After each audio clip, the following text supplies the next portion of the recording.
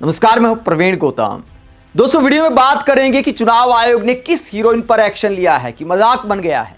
विपक्षी नेता तंज कस रहे हैं कि चुनाव के दौरान तो चुनाव आयोग सोया रहा और अब दिखावे के लिए एक्शन लिया जा रहा है। इन हीरोइन का नाम क्या है, जिनके पास जिम्मेदारी तो बड़ी थी, सम्मान तो बहुत मिला, लेकिन अपने पद की गरिमा नहीं रख पाई प्रधानमंत्री नरेंद्र मोदी की तरह।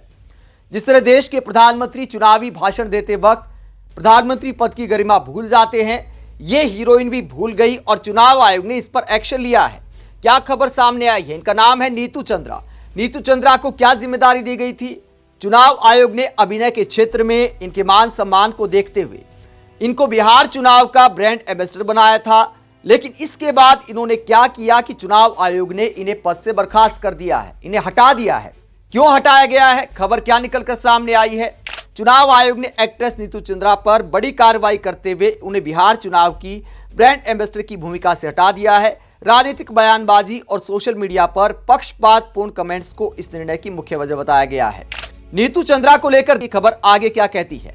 नीतू चंद्रा ने चुनाव के मद्देनजर आवश्यक निष्पक्षता और तटस्थता के मानकों का उल्लंघन किया है, यह चुनाव आयोग ने माना है। चुनाव आयोग का यह मानना है कि स्वीप आइकॉन के रूप में नीतू चंद्रा पर राजनीतिक टिप्पणी करने या किसी भी तरह की पक्षपातपूर्ण गतिविधि से दूर रहने की जिम्मेदारी थी, लेकिन चुनाव के दौरान और उसके बाद उन्होंने कई बार मीडिया और सोशल मीडिया पर एनडीए सरकार की खुलकर तारीफ की और भाजपा नेताओं को बधाई देते हुए पोस्ट किए, जो बाद में डिलीट कर दिए गए। तो चुनाव आयोग ने माना है कि नीतू चंद्रा का एक पार्टी की तरफ रुझान रहा, पीएम मोदी की तरफ, एनडीए गठबंधन की तरफ, इसीलिए उन्हें पद से हटाया गया है। चुनाव आयोग ने इसे आदर्श आचार संहिता और निष्पक्ष चुनाव प्रक्रिया के लिए जोखिम माना और तत्काल प्रभाव से उन्हें पद से हटाने का आदेश जारी कर दिया। चुनाव आयोग द्वारा नोटिस में स्पष्ट कहा गया कि उनके पॉलिटिकल कमेंट्स और पोस्ट में पक्षपात नजर आ रहा था, जो जागरूकता अभियान की निष्पक्षता पर सवाल खड़े कर सकते थे। विपक्ष ने भी इस पर आपत्ति जताई थी, जिसके बाद आयोग ने एक्शन लिया। दोस्तों, अपने आप में मजाक नजर आता है। चुनाव के बाद किसको हटाया जाए, किसको रखा जाए, क्या मायने रखता है? बिहार चुनाव की ब्रांड एम्बेसडर नीतू चंद्रा को कई टीवी चैनलों ने डिबेट में बिठाया, चुनावी बहस में बिठाया, जहां वो साफ तौर पर पीएम मोदी की तारीफ करती थी, नीतीश कुमार की तारीफ करती थी और ऐसा लगता था कि एनडीए की कोई प्रवक्ता बैठी है। इसीलिए चुनाव आयोग ने अभी एक्शन लिया है। लेकिन विपक्षी नेता क्या कहते हैं? विपक्षी नेता चुनाव आयोग पर तंज कसते हैं कि आखिरकार कहीं तो दिखा चुनाव आयोग। आरजेडी की प्रवक्ता कंचना यादव कहती है कि कौन कह रहा है कि एनडीए की तारीफ कर रही थी या एनडीए का प्रचार कर रही थी, खासकर उन 10,000 रुपए को लेकर जो महिला वोटरों को मिले थे। काउंटिंग वाले दिन आज तक के शो में बैठकर बाकायदा बता रही थी कि 10,000 रुपए देकर कैसे एनडीए ने चुनाव जीत लिया। अगर ऐसा था तो चलते चुनाव में ही हटा देते। चुनाव के बाद अब दांत निकल आए हैं। जिसे चुनाव आयोग ने ब्रांड एम्बेसडर बनाया, वही चुनाव में एनडीए की तरफ से प्रचार कर रही थी, लोकतंत्र जिंदाबाद। तो चुनाव आयोग की ब्रांड एम्बेसडर ही चुनाव में जब बीजेपी का प्रचार कर रही थी, एनडीए का प्रचार कर रही थी, पीएम मोदी नीतीश कुमार के गुण गा रही थी, तो चुनाव आयोग को तब ध्यान क्यों नहीं आया? कंचना यादव कहती हैं कि तब बर्खास्त क्यों नहीं किया गया। और टीवी चैनलों को भी शर्म आनी चाहिए। कम से कम टीवी एंकर ही टोक देते कि आप तो चुनाव आयोग की ब्रांड एम्बेसडर हैं, आप एक पार्टी का पक्ष कैसे ले सकती हैं?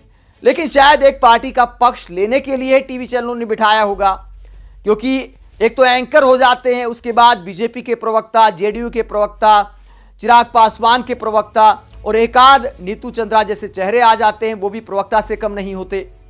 तो एक माहौल बन जाता है, जब सब एनडीए की तारीफ करते हैं, सब पीएम मोदी की तारीफ करते हैं, तो टीवी पर देखने वाला भी भूल जाता है कि बिहार में विकास हुआ है कि नहीं हुआ है।